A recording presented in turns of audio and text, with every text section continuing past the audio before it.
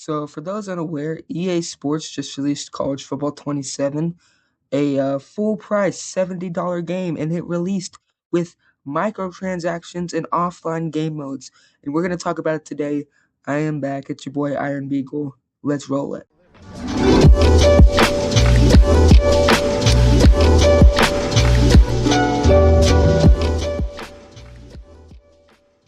So a lot has gone down revolving this game over the past week and a half. I'm really going to try to provide all of the information here. If I miss anything, please let me know. Our story today starts with this guy here, Bourdeax. He is a college football game creator, one of my favorite college football game creators. And to make a long story very, very short with him, he was invited out, just like in years past, to test out the game early.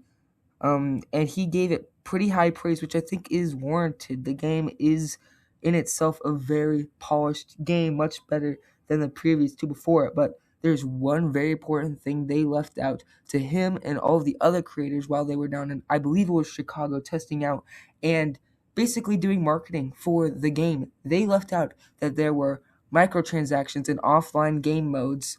And as you can imagine, people and these creators especially were not happy with it. We'll take a look at Bourdeaux's video, the first video he made on the topic, in a couple of minutes. But just remember, he advertised this game not knowing that there were these microtransactions that would make people mad, knowing that it was just there to make more money for EA. And one more very important detail.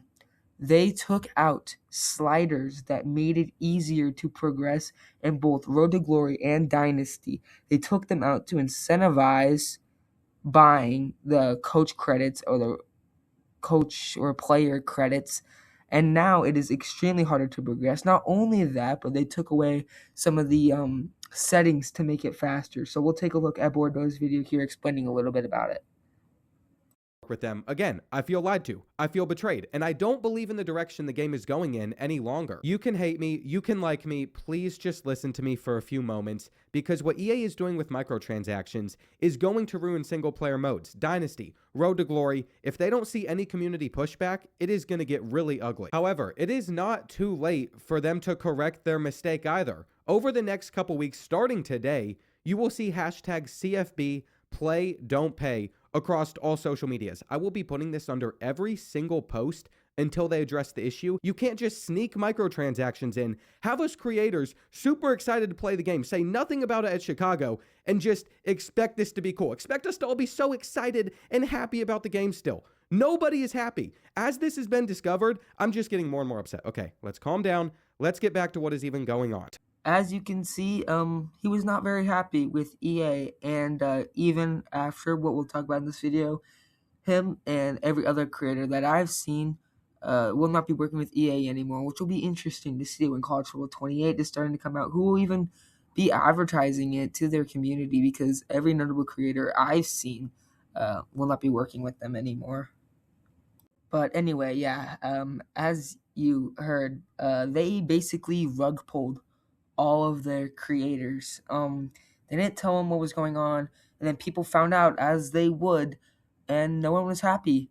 And as you can see, he started spreading around a hashtag CFB Pay Don't Play, and that hashtag ended up going super viral on Twitter. I think it reached pretty high up on trending, if I believe, and it made EA make a statement. And the first statement they made is pretty sad. I could not find a screenshot I was looking, and maybe I was just looking in the wrong place. But basically, the first statement they made is that they were just going to try to wait and see if it blowed over. And that led to creators making more videos, pushing their community, my mistake, to not forget and to continue putting pressure. And it actually ended up working. EA ended up taking microtransactions out of the offline game modes, but then that sparked one more controversy. So when EA stepped down and basically said, we give up, we're not going to do our plan of rinsing everyone's pockets, we give up and took all the microtransactions out of the offline game modes, everyone just assumed they would add back the sliders to make it, like a sandbox game, the way they advertise this game every single year. But no, they will not be adding back the XP sliders in Road to Glory.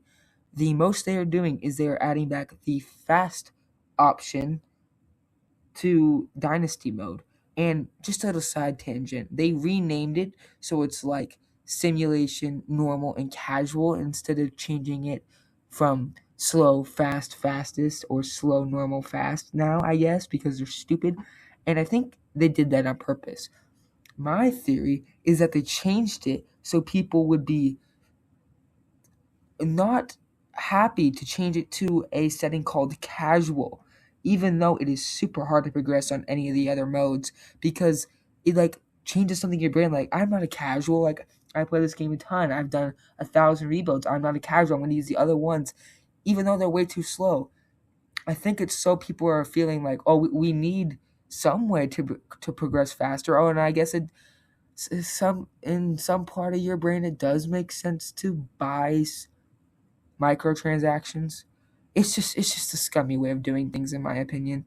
Um, but yeah, anyway, that's the way they chose to do it.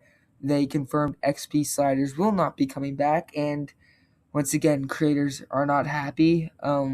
People upgraded descriptions. I think the only notable creator I've seen that actually made a full video on it yet, maybe RBT did, but Maher did. But he was blacklisted from EA anyway, so he made his opinions very vocal, and it's just a crappy situation, all things considered. Like, I love these games. I have probably close to 1,000 hours in all three combined. I mean, the game's been out for a little over a week. I already have 20 hours in it because the gameplay is fun. They made a lot of improvements. The dev team, the ones responsible for making the game, did a great job. It's just the higher ups that make stupid decisions. And one more thing, please do not go attacking the devs on Twitter or social media. This is not their fault. This is the stupid higher ups at EA. We'll see what goes from here.